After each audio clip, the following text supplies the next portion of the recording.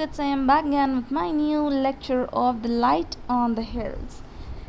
I want to work at my picture, he said, and went to the field. The little sister went too and stood by him, watching while he painted. The trees are not quite straight, she said. Oh, dear brother, the sky is not blue enough. Tree आप straight नहीं बना रहे हो, sky आप blue नहीं बना रहे हो. It will all come right soon, he answered. Will it be of any good? Oh yes, she said, wondering that if he should even he should even ask. It will make people happy to look at it. They will feel as if they were in the fields. If I do it badly, will it make them unhappy? क्या मैं इसे खराब से बनाऊंगा तो क्या लोगों को ये दुखी कर देगा? If you do your work with dedication and honestly, people will know how hard you have tried, she answered, and for this reason they will like your work. Look up, she said suddenly. Look up at the light upon the hills, and they stood together, looking at he was trying to paint. At the trees, the fields, and the deep shadows in the hill beyond, the light that rested upon them. The sunlight was gleaming, the leaves were rustling. They could hear a stream rippling somewhere. It was a beautiful world, the girl said. It is a great honor to make things for it. It is beautiful world, the boy echoed sadly. It is a sin to do anything which might represent the world badly or imperfectly. But will you always do things well? Asked the little sister. I get so tired, he said. The long to live of so much. What do you do when you want to do your best? Your best, very best, he asked suddenly. I think if I do my very, very best, then I do it for other people I love, she answered. It makes you very strong if you think of them. You can bear pain and walk fear and do all kind of things, and you do not get tired so soon. She thought for a moment, and then I shall paint my picture for you, he said. I shall think of you all the time I am doing it. Once they looked at the hills.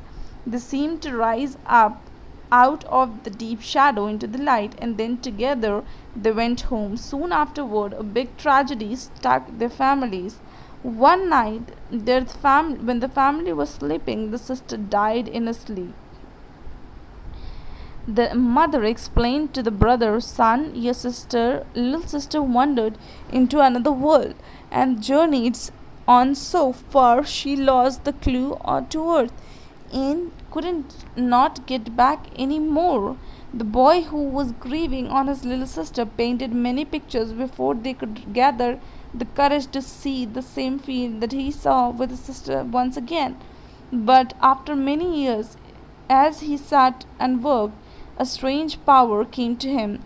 The strong feeling was like an answer to the longing in his heart since his little sister died.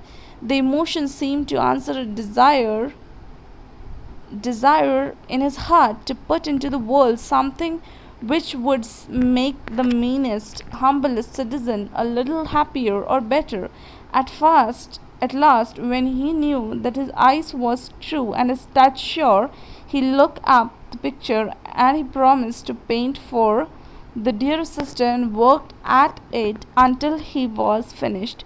This is better than all he had done before. The audience said, it is surely beautiful, for it make one happy to look at it, and yet my heart ached as I did it. The artist said, as he went back to the field, I thought of her all the time I worked. It was the sorrow that gave me power. It seemed as if a soft voice of his long dear sister that spoke him only to his heart answered back.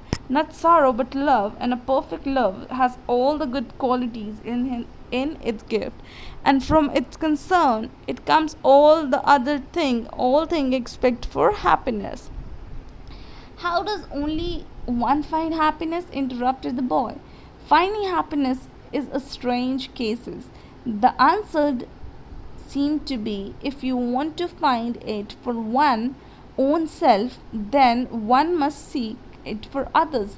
But happiness is so different to seize or to find. Perfect love happens. One to live without happiness, life own heart answered to himself, and above all thing it will help one to work and to wait. But if it gives one happiness too, he answered eagerly, ah, then it's called heaven. Thank you.